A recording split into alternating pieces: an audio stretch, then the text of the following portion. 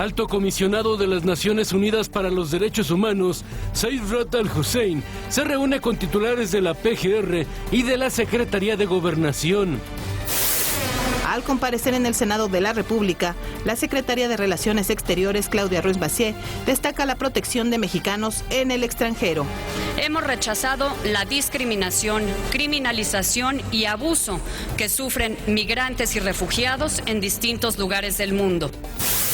Presidente Enrique Peña Nieto asegura que México cuenta con una política de Estado en materia de población para encarar la transición demográfica.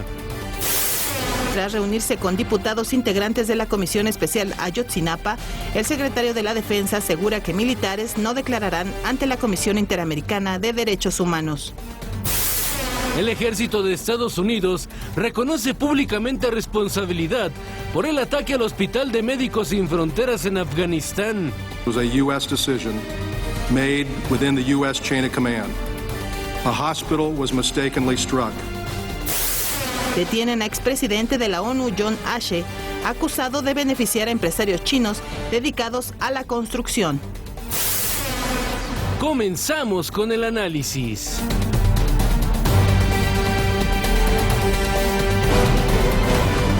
¿Qué tal? Muy buenos días, bienvenidos al primer café. Raimundo Riva Palacio, Paco Abundis. Hay que recordarle aquí al auditorio que tenemos media hora más del primer café, media hora más de discusión, análisis y algo de debate. Raimundo, ¿cómo estás esta mañana? Información. Muchísima información, sí.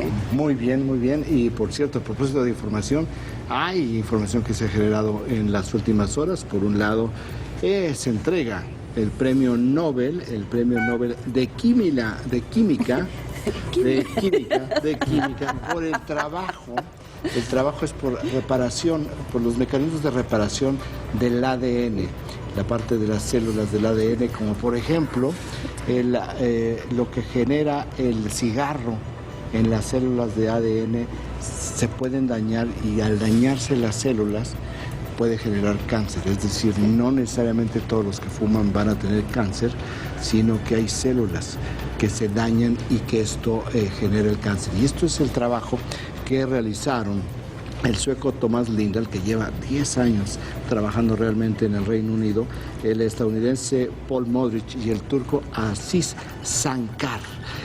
Hoy los premió la Academia Sueca, y entre los tres se van a repartir este premio, que consiste en $960,000. Ya este es el premio que precede a los dos grandes premios Nobel en términos de impacto mundial, que es mañana el de literatura y el viernes el premio Nobel de la Paz, ¿verdad? Estas son los dos más notables, las joyas de la corona de los premios Nobel, no porque sean más importantes. El de economía, ¿no? En términos de sustancia, sino porque son los que mayor interés despiertan en todo el espectro social, político, económico en el mundo. También acaba de anunciar el Ministerio de Defensa rusa que desde el Mar Caspio se dispararon 26 misiles cruceros contra 11 objetivos del Estado Islámico, y destruyeron los 11 objetivos que se encontraban a 1.500 kilómetros de distancia. Entonces, desde los barcos rusos en el Mar Caspio, 26 misiles crucero contra 11 objetivos, todos destruidos. Interesante, ¿verdad? El poderío de lo que es el poderío militar de una nación. Y un escándalo en el Poder Judicial de Jalisco. Ayer un juez libró una orden de aprehensión en contra de la empresaria Angélica Fuentes, que tiene este debate legal, mediático, muy público con su esposo Jorge Vergara por un tema de negocios sobre el grupo OmniLife, que es propietario también de las Chivas de Guadalajara. Pero lo que sucedió horas después es que el Consejo de la Judicatura de Jalisco destituyó al juez que libró la orden de aprehensión bajo el supuesto de una irregularidad en el proceso. ¿Cómo se traduce esto? Que el Consejo de la Judicatura de Jalisco estima que el juez actuó con dolo por alguna razón que van a investigar. Normalmente cuando esto sucede, o cuando ha sucedido en el pasado, Bueno, no normalmente. Cuando esto ha sucedido en el pasado es por un acto de corrupción del juez. Pero esto, lo que es muy extraño y sorprendente es la rapidez que lo hicieron, porque ha habido muchos escándalos de un juez. O sea, que básicamente liberan a un narcote o liberan a un personaje muy cuestionado y se tardan años, Raimundo, para destituirlos. En este caso, en este caso ha de haber meses. O sea, pero no se tardan 4 horas. No se tardan un día. Efectivamente, sí se tarda muchísimo más. Ha de haber sido tan obvio la irregularidad, porque y de hecho ya probablemente ya estaban investigando a este juez o ya lo tenían monitoreado para que hagan este tipo de decisión, apenas que en términos de interpretación de la ley era tan obvio, que es muy raro también que un juez sea tan obvio. Tan obvio. ¿Cuántos casos habrá recientes? ¿De estos? Si mal no recuerdo, el último caso, puedo estar equivocado, pero el último caso, cuando es el último caso más importante, es sobre el juez del caso del Michoacanazo. Sí. ¿Se acuerdan aquel tema en 2009, donde se detuvo a más de 30 presidentes municipales, funcionarios del gobierno de Leonel Godoy, y algunos jefes policiales presuntamente vinculados con el narcotráfico. Y el juez liberó a todos menos uno. Esto se interpretó como un fracaso del entonces procurador Eduardo Medina Mora, y decían que qué tipo de trabajo hicieron él y Genaro García Luna, el secretario de Seguridad Pública Federal.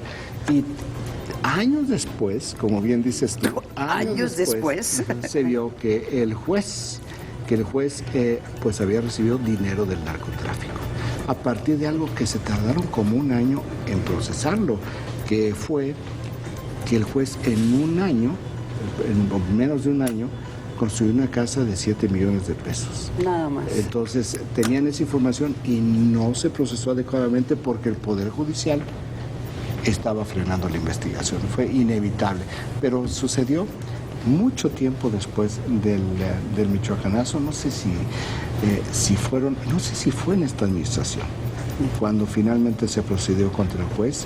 Quiero decir, en esta administración en los últimos 3 años, sí, pero se tardó cuando menos 2 años, 3 años en actuar el Poder Judicial en contra de este juez. Es el último que yo recuerdo. Por supuesto que este juez ya no es juez. Sí. Este juez está cumpliendo un proceso penal hoy en día. Ahora vamos, si les parece bien, directo al PAI informativo que nos proporciona la agencia Intélite. Muy distribuido en términos de porcentaje, muy variado, 6 temas, algunos muy concretos, otros que son realmente fuego pirotécnico. Ya lo veremos. 23% de los impactos. La secretaria de Relaciones Exteriores, Claudia Ruiz Massieu, va ayer al Senado a la parte que le corresponde de la glosa del tercer informe de gobierno. Ella va a hacer una glosa de una secretaría en la cual aún no termina de sentarse, ¿verdad? Sí. Debe tener, ¿cuándo fueron los cambios en el gabinete? Fueron poco antes del informe. Sí. Tenemos escaso un mes y ella tiene que ir a defender, y también en esta defensa pues entra ese discurso poco conocedor de ciertos temas sobre el asunto particular de los cascos azules. Ya lo veremos nosotros más adelante, lo que parece una contradicción con el mensaje del presidente la semana pasada en las Naciones Unidas. Pero muy consistente con el de Osorio Chong frente a Naciones Unidas que vemos ahora. Pero eso me llamó la atención. Supongo que lo comentaremos más tarde, pero es algo que llama mucho la atención. Sí, vamos a entrar en el detalle de esta información. Pero grave que estés contradiciendo el mensaje del presidente. Sobre cascos azules. Sobre cascos azules. Sí, eso sí me parece. Pues problema de conocimiento del tema, ¿no? Y entonces el uso del lenguaje, me imagino. O 5 horas de comparecencia. También se cansó. O un equipo nuevo de comunicación, hay nuevos subsecretarios, sí ha habido cambios. Bueno, ella tiene un problema de comunicación. Sí, entonces, su equipo de comunicación no es nada eficiente, nada bueno. Los subsecretarios son gente muy capaz. Muy capaz. Ahí es más bien cómo se cómo se transmite el mensaje. Oye, hay un problema ya de origen, ¿no? Es decir, es una nueva secretaria que en realidad está rindiendo cuentas por una gestión que no llevó ella. Y además es una secretaria que empezó con un problema que no era de México, el asunto de los turistas mexicanos en Egipto, que realmente la tuvo que distraer y luego preparar la Asamblea General de las Naciones Unidas. Vamos, no ha sido de que el último mes hubiera podido meterse a todas las entrañas, las tripas de la política exterior mexicana. De cualquier forma, si uno ve la prensa hoy, le fue bastante bien. Ya si empieza uno de quisquilloso como Ana María y empieza a ver cosas que los cascos azules, que los cascos azules están un poco más pálidos de lo que parece, es otra cosa. Pero vamos a discutir un poco más adelante. 20% de los impactos. Ayer el alto comisionado de las Naciones Unidas se reúne pues con una buena parte del Gabinete de Seguridad, el secretario de Gobernación, la Procuradora General de la República, el Comisionado Nacional de Seguridad. También vamos a ver a detalle esta información.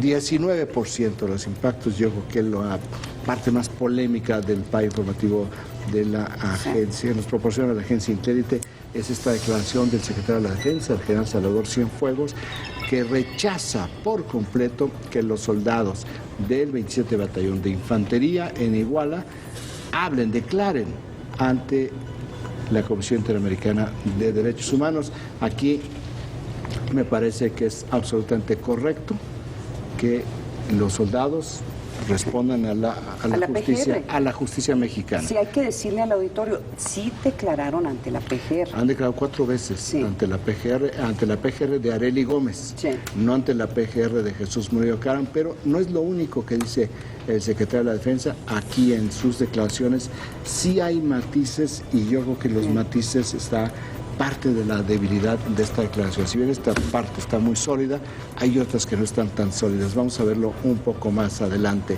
16% de los impactos. Ayer una reunión de la Comisión Económica para América Latina con el presidente Enrique Peña Nieto, donde se vieron varios retos, o más bien la política social. Se vio que hay un problema de rezago en la política social, para nadie es sorpresa, y hubo un énfasis en lo que es la política poblacional. Aquí sí es algo muy importante, porque simplemente hay que usar el dato, ya lo veremos a detalle, el dato que dijo ayer el presidente, el envejecimiento de los mexicanos para el 2050, o sea, para el 2050 va a haber 32 millones de adultos mayores. Hoy en día hay 20 millones de adultos mayores. ¿Esto qué significa? Que la pirámide poblacional se habrá invertido. La parte estará más pareja, horizontal, estará en una vertical más que invertirse. Estaba en la pirámide poblacional, era una pirámide. Exacto, una pirámide, ya no va a ser pirámide. Sí, era una gran base de jóvenes y una punta de adultos mayores. Se ha venido transformando por todos los programas de planificación familiar, y hoy ya la pirámide no es pirámide, es prácticamente un barrilito, va a ser un barrilito, ¿no? Entonces, ¿qué es lo que esto significa? Pues sí habla bien de la política poblacional, pero tiene que irse trabajando hacia abajo. ¿Qué tipo de ajustes en materia de pensiones económicas? Es que fue de lo que no habló, que es la consecuencia natural. Ahí está el problema. ¿Cómo se van a pagar las pensiones para 32 millones de adultos mayores en 2050 si no se hacen reformas profundas al sistema de pensiones? Que son datos, por cierto, que habían salido recientemente como celebración de Día del Adulto Mayor, ¿no? Este cambio demográfico, y sí, inevitablemente se tiene que hablar de quién va a pagar. ¿Quién va a financiar? ¿Quién va a financiar a esos 32 millones? Son tan pocos los mexicanos que tienen pensiones en este momento, que eso es lo increíble. Ya tenemos un problema de pensiones y son muy pocos los que tienen pensiones. Entonces es un problema doble, ¿no? 13% de los impactos. Estas noticias que no deberían de ser noticias. Ayer hubo un sínodo de obispos en Roma, y al salir un periodista mexicano le pregunta al vocero del Vaticano que cuándo va a venir el Papa a México. Y entonces el vocero del Vaticano le dice, bueno, estamos viendo, está sobre la mesa del Papa el viaje a México, y entonces se desata toda una cadena, no de especulación, de rebatinga para definirle la agenda al Papa. El secretario de Estado del Vaticano dice, bueno, tenemos una idea sobre cuál puede ser la visita, y esto abunda más en que se toma esta declaración como una afirmación. Como una afirmación y como algo que es nuevo. O sea, lo que plantearon ayer los dos prelados, los dos hombres cercanos al Papa Francisco, es lo que no se hizo en marzo de este año cuando iba a venir el Papa, pero ya desglosaremos la forma como... Y las expresiones del Senado. Bueno, por eso digo, es una rebatinga, a ver quién viene a... que sea una sesión conjunta como en Washington, que venga aquí, que venga allá. La parroquia de Tlalquiltenango dice, yo también lo quiero para que venga aquí. Es decir, es un carnaval sobre algo que no es absolutamente, no está concreto. ¿Va a venir o no? No se sabe. Lo que sí es que lo que comentaron ayer en el Vaticano es algo que se negoció el año pasado, hace un año, y al final de cuentas no se concretó. Eso es lo que está sobre el escritorio del Papa Francisco, pero lo vamos a ver con detalle, porque es muy importante, muy interesante, muy importante lo que señala Paco, de cómo todo el mundo empezó ya a acomodarse y a buscar la bendición papal. Bueno, 9% de los impactos del Fondo Monetario Internacional, ayer dio a conocer todas sus expectativas de crecimiento en el mundo, y baja la expectativa de crecimiento de México de 2.4 a 2.3, 2.2 aquí para el 2015 y de 3 a 2.8 para el 2016. Aquí lo que están señalando en términos generales, no únicamente para México, es que esto tiene que ver con la reestructuración económica de la economía china, con la caída por lo mismo de los precios de las materias primas y con toda esta incertidumbre sobre qué va a hacer Estados Unidos con sus tasas de interés. Lo que establece el Fondo Monetario Internacional es un crecimiento global de 3.1 del Producto Interno Bruto, pero en América Latina hay una contracción de 0.3, es decir, va a haber un decrecimiento de 0.3% para América Latina, derivado de la caída estrepitosa de Brasil, que va a terminar este año con una pérdida, con un dato negativo de 3%. Brasil decrece 3% para este año y Brasil arrastra el promedio de toda América Latina. Porque es un gran mercado de importación de bienes de buena parte de... no obstante que es un mercado protegido. La economía más fuerte, precisamente buena parte de la crisis brasileña está aparejada con lo que está sucediendo en China. Brasil pierde mucho mercado porque China deja de importar productos de hierro, deja de importar materias primas de Brasil, de muchas otras naciones, pero a Brasil le pega brutalmente porque el crecimiento de Brasil en los últimos 10 años sí estuvo muy aparejado al crecimiento de Chile. Oye, valdría la pena también recordarle al auditorio, Raimundo y Paco, que al final del programa ya tenemos ahora una cápsula financiera, también la información más relevante para que inicien sobre todo día. Cómo arrancan los mercados en el mundo, cómo arranca el peso, la cotización del peso, un poco para que vayan midiéndole su día. Aquí también en Primer Café se habla sobre economía y finanzas. ¿Qué tenemos en portadas? En portadas yo destacaré la foto del Excelsior, que como dice Raimundo parece como nota reciclada, ¿no? Pero porque finalmente nunca es como una visita que se ha pospuesto, ¿no? Que se pospuso. La del Papa Francisco, ¿no? Creo que me parece que hubiera sido interesante como una contabilidad de esta serie de declaraciones y de posiciones, porque como nota no sé si aporta mucho. Sí. Se crea una expectativa. Sí. En un país tan religioso como el mexicano, el 85% de católicos, pues decir, viene el Papa a México, es como si hubiera una confirmación. y ni siquiera ha salido la agenda de visitas del Papa que se va a anunciar el próximo mes. Y el problema es que si no viene el Papa o si no se confirma en una forma absoluta que va a venir el Papa, pues se va a interpretar como un castigo del Vaticano, un castigo del Papa. O sea, ese es el problema de este tipo de portadas. Que de hecho, ya se lee así, ¿no? Pues sí, ya se lee así. Sí, claro, porque fue a Estados Unidos, fue a Cuba. ¿Y por qué no visitó? Fue a Ecuador y sí. O sea, fue al Cono Sur, a Paraguay, Ecuador, sí. Ya no me acuerdo dónde más. Y no ha visitado Esta sería la 7ª visita de un Papa. De las 6 anteriores, 5 las hizo Juan Pablo II. Fíjate. Es decir, solamente Pablo VI creo hizo una sola, esta era la 7ª. Y sí se habló algo del itinerario, ¿no? ¿Pablo VI vino a México? ¿Quién fue el otro? Es que es lo que no estoy seguro. Solo sé que Juan Pablo II vino 5 veces y otro papa que yo asumo que es Pablo VI, el que vino una vez, por recién. Por el CELAM, por el sínodo del CELAM, pero fue... Pero esta sería la 7ª.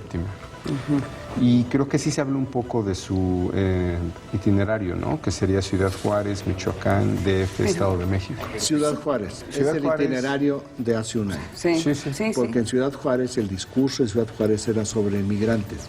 ¿Qué es lo que dijo el Papa recientemente en su visita a Washington? Pues habló de Ciudad Juárez, pero vamos a ver, creo que tenemos inclusive ese dato. Es decir, lo que acabas de decir, Paco, es el programa que negoció la entonces subsecretaria de Asuntos Religiosos, Paloma Guillén, en el Vaticano. Este era el itinerario del año pasado, eso es lo que está en la mesa. Pues ahí lo tienen, no hay... De lo que estamos viendo no hay nada nuevo. Ahora, perdón, en algunos análisis se ha especulado de si no llegaría a ir no solamente a manifestarse a Guerrero, que según entiendo fue parte de las diferencias diplomáticas, ¿no? No está en la agenda. Me parece que con el tiempo sabremos. Porque ¿no? Esa es la agenda original que se trabajó. Esta agenda es previo a la noche del 26 de septiembre del año pasado. Entonces, sí está sujeta a cambios. Obviamente. Bueno, no. Esta agenda, que era pre-26 de septiembre del año pasado, tuvo el añadido de Guerrero después del 26 de septiembre. Pero eso es lo que... Estamos viendo una agenda de hace la misma. Hace más de un año. Quiero llevarlos a la portada del País porque son de esas notas que uno sabe que eventualmente o debería de impactar a México. En portada viene: Volkswagen alarma a España al poner freno a sus inversiones. El nuevo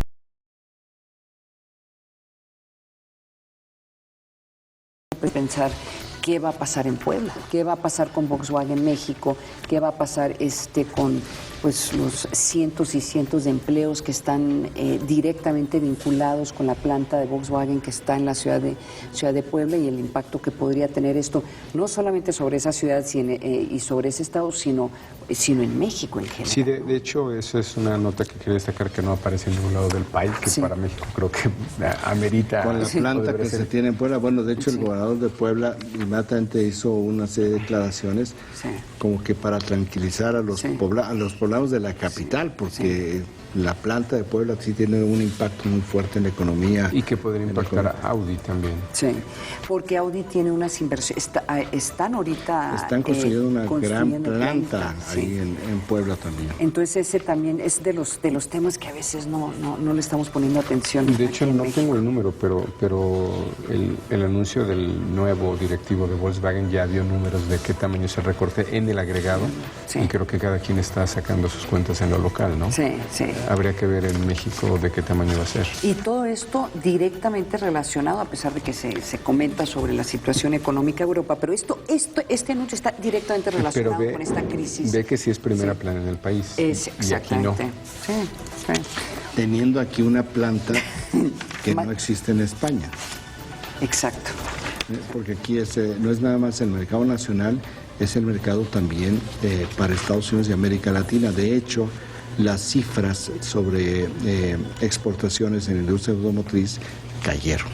Ayer salió el reporte y cayeron fundamentalmente por la reducción en la producción de Volkswagen, también la reducción de compras en Estados Unidos. Pero la Asociación Mexicana de la Industria Automotriz está adjudicando como un factor importante en esta disminución, que no se daba, me parece que en 13 meses, a la crisis mundial que tiene Volkswagen. De hecho, según entiendo, bueno, por los análisis que han salido, va a haber problemas de inversión por el tamaño de las multas. Sí. Es decir, están ya reservó 9,000 millones de dólares Volkswagen, y bueno, al reservar quiere decir que no vas a tener dinero para inyectarle en otro lado, ¿no? Que es lo que está planteando mucho la Volkswagen. En la mayoría de las primeras planas de los periódicos de Estados Unidos sigue este debate, es un recordatorio de lo que son las guerras, pero el ataque de Estados Unidos a un hospital donde estaban Médicos Sin Fronteras en Afganistán, sin poder explicar por qué atacaron el hospital, mataron a 22 personas. Pero ya ofreció disculpas, el Estados Unidos se fue por error. Sí. Pues sí. De hecho, es la primera plana del New York Times, y bueno, parece ser que se rompieron las reglas, se rompieron los protocolos. Sí. ¿No? Hay un reconocimiento muy claro. Y sí creo que, otra vez, no es de estas notas que nos afectan a nosotros de manera directa, pero creo que deberíamos de ponerlo en el orden de ideas de cuando el ejército se equivoca. Sí, exacto. ¿No? Sí, por más protocolos que haya o por más reglas que haya, o sea, Médicos Sin Fronteras está diciendo que fue un ataque a propósito, ¿sí? Y claro, aquí le toca al gobierno de Estados Unidos decir no fue a propósito, fue un error, reconocer que fue un error y empezar a hacer investigaciones. Y cómo va a impactar esto, no solamente la presencia y lo que hace Estados Unidos en Afganistán, pero Médicos Sin Fronteras pues ya declaró que va a tener que salir de Afganistán por razones de este ataque. Dice el New York Times, en esta nota que menciona Paco, dice que el general John Campbell, que es el comandante, el comandante de fuerzas, el comandante en Afganistán, dice, el comandante americano en Afganistán cree ahora que las tropas de Estados Unidos no siguieron sus propias reglas al decidir el ataque sobre este hospital en Afganistán. Dice el general, de acuerdo con el New York Times, que las fuerzas de operaciones especiales no estuvieron a la altura de los criterios, que establecen lo que le llaman los términos de confrontación, los términos del engagement, que le llaman en inglés. Por lo tanto, sí hay una violación en los protocolos y en los criterios de lo que hicieron las Fuerzas Especiales de Estados Unidos en Afganistán con este hospital. Y más adelante señala que no está clara todavía la razón, es decir, reconoce que es su responsabilidad, se equivocaron, pero todavía dice que será parte de la investigación porque se rompieron las cadenas de mando.